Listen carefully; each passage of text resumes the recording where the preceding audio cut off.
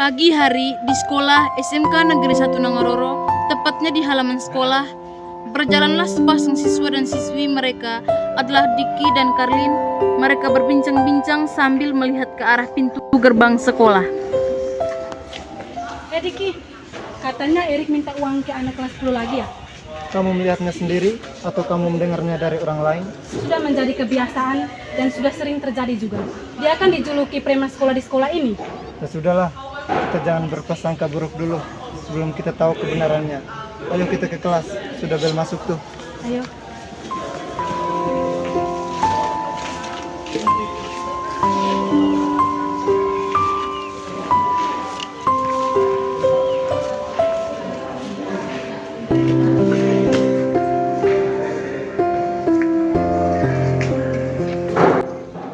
Tak berselang lama masuklah Erik dan Us.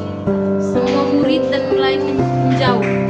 Mereka sepertinya sangat tidak menyukai kehadiran Erik, dan hanya Us yang menyadari kalau semua teman-teman di kelas sangat tidak nyaman dengan kehadiran mereka. Sepertinya ada suka dengan kehadiran kamu di sini. Biarin, saya tidak meminta mereka untuk harus suka dengan kehadiran saya di sini.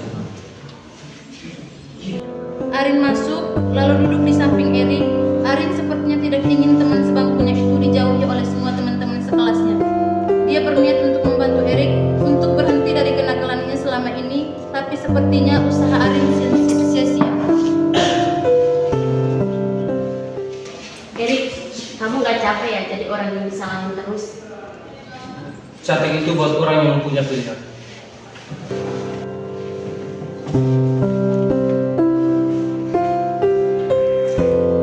Bel 3 kali dibunyikan, pertanda jam istirahat dimulai. Semua siswa berbondong-bondong keluar dari kelas dan menuju ke kantin sekolah, termasuk Diki. Dia begitu bersemangat berjalan ke arah kantin, mungkin sudah tidak tahan untuk menyantap makanan di kantin sekolah. Saking semangatnya Diki berjalan, tanpa dia sadari tiba-tiba dompetnya jatuh. Dan sepertinya sebuah keberuntungan, Erik, si preman sekolah yang berjalan tepat di belakang Diki, langsung mengambil dompet itu, tapi kemudian Diki melihatnya sambil berteriak. Hei, itu dompet saya. Isinya oleh seragam ini.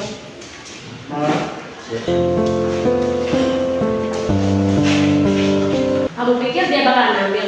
Iya, ternyata tidak. Makanya jangan nilai orang dari omongan saja.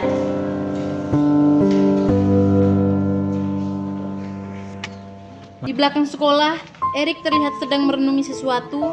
Dia terlihat serius, pandangannya kosong, entah apa yang ada di dalam pikirannya. Lamunannya dikagetkan oleh Diki yang tidak tahu munculnya dari mana dan sejak kapan berada di tepat di samping Erik. Rick, jujur, kenapa sih kamu mau jadi preman di sekolah? Sebenarnya saya tidak seperti yang kalian kira. Di rumah, saya harus jadi kuat.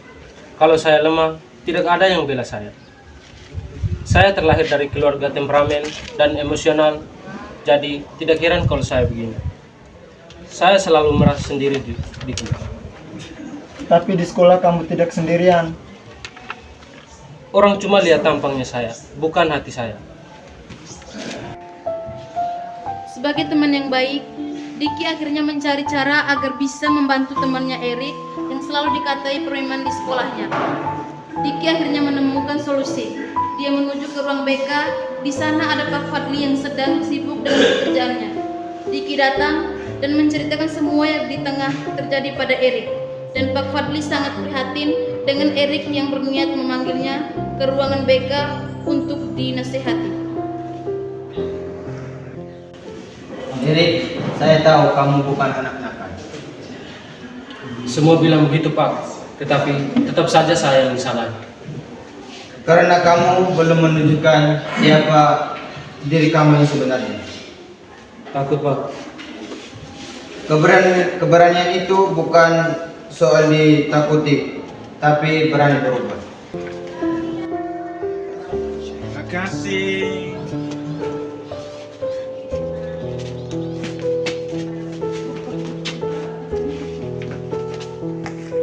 Pada saat jam istirahat kedua dimulai, Anak-anak sibuk mencari teman, ada yang sibuk bermain, dan juga ke kantin sekolah. Tiba-tiba terjadi keributan di halaman sekolah. Ternyata Uus sedang bertengkar dengan salah satu teman lainnya. Situasi kian memanas. Ini pasti ulah Erik lagi.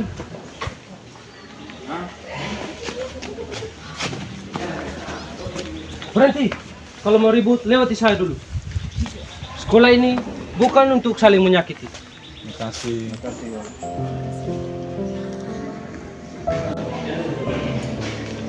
Kadang orang yang paling kuat adalah orang yang sering disalahpahami. Dan orang yang paling galak bisa jadi paling peduli. Saya bukan preman lagi. Saya hanya Erik, murid SMK yang ingin mau jadi orang baik.